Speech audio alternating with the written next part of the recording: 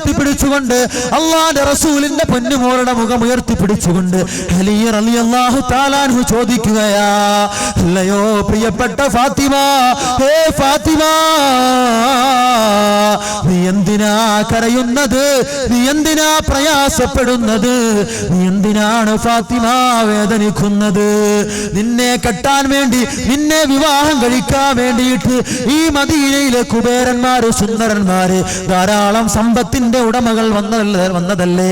അവർക്കൊന്നും നിന്റെ പിതാവ് അള്ളാന്റെ റസൂൽ വിവാഹം കഴിപ്പിച്ചു കൊടുക്കാതെ ഈ ഒരൊട്ടകത്തിന് പുല്ല് വാങ്ങി പുല്ല് പറിച്ചു കൊണ്ട് കൊടുക്കുന്ന, ജീവിതത്തിന്റെ രണ്ടറ്റം കൂട്ടിമുട്ടിക്കാൻ വേണ്ടിയിട്ട് ഒട്ടകത്തിന്റെ പുല്ല് പറിച്ചിട്ട് വലിയ വലിയ വീടുകൾ കൊണ്ടുപോയി കൊടുത്തിട്ട് അതിൽ നിന്നും കിട്ടുന്ന തുച്ഛമായ ശമ്പളം വാങ്ങിയിട്ട് ജീവിതം മുന്നോട്ട് കൊണ്ടുപോകുന്ന ഈ പാവപ്പെട്ട അലിയിന്, അല്ലയോ ഫാത്തിമ, നിന്നെ വിവാഹം കഴിപ്പിച്ചു തന്നതിന്റെ പേരിലാണോ നീ ഇങ്ങനെ പൊട്ടിക്കരയുന്നത്? ഫാത്തിമ, അള്ളാന്റെ റസൂലിന്റെ പൊന്നുമോളോട് അലി റളിയല്ലാഹു അൻഹു മണിയറയിലിരുന്നു കൊണ്ട് ചോദ്യം ചോദിക്കുമ്പോ അലി റളിയല്ലാഹു അൻഹുവിന്റെ സംസാരം നിർത്താൻ വേണ്ടിയിട്ട് വായി ഇങ്ങനെ തപ്പിപ്പിടിച്ചുകൊണ്ട് അലി റളിയല്ലാഹു അൻഹുവിനോട്, ബീബി ഫാത്തിമ, സ്വർഗത്തിലെ ഹൂർലിങ്ങളുടെ നേതാവ് ഫാത്തിമ, ആ ഫാത്തിമ ബീബി റളിയല്ലാഹു തആല അൻഹ പറഞ്ഞു പോയതെന്താ?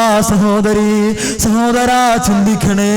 അല്ലയോ പ്രിയപ്പെട്ട ഭർത്താവേ, അങ്ങെന്താ പറയുന്നത്? എനിക്ക് മദീനയിലെ കുബേരന്മാരെ വേണ്ട, എനിക്ക് സൗന്ദര്യവന്മാരെ വേണ്ട, എനിക്ക് വലിയ ഉന്നതമായ സോപാനങ്ങൾ വിരാജിക്കുന്നവരെ എനിക്ക് വേണ്ട. എന്റെ ഉപ്പ എനിക്ക് വരനായി തിരഞ്ഞെടുത്തു തന്നത് ഏറ്റവും അനുയോജ്യനായ ഭർത്താവിനെ തന്നെയാ. അതുകൊണ്ട് ഞാൻ കരഞ്ഞത് മറ്റൊന്നിനുമല്ല. ഫാത്തിമ ബീവി പറഞ്ഞു പോയത് പെങ്ങളെ വേദനയോടെ കേൾക്കണേ. അല്ലാഹുവിന്റെ റസൂലിന്റെ പൊന്നുമോള് പറയുകയാ, എന്റെ പ്രിയപ്പെട്ട ഭർത്താവേ, ഇന്ന് നമ്മുടെ ആദ്യ രാത്രിയാണല്ലോ.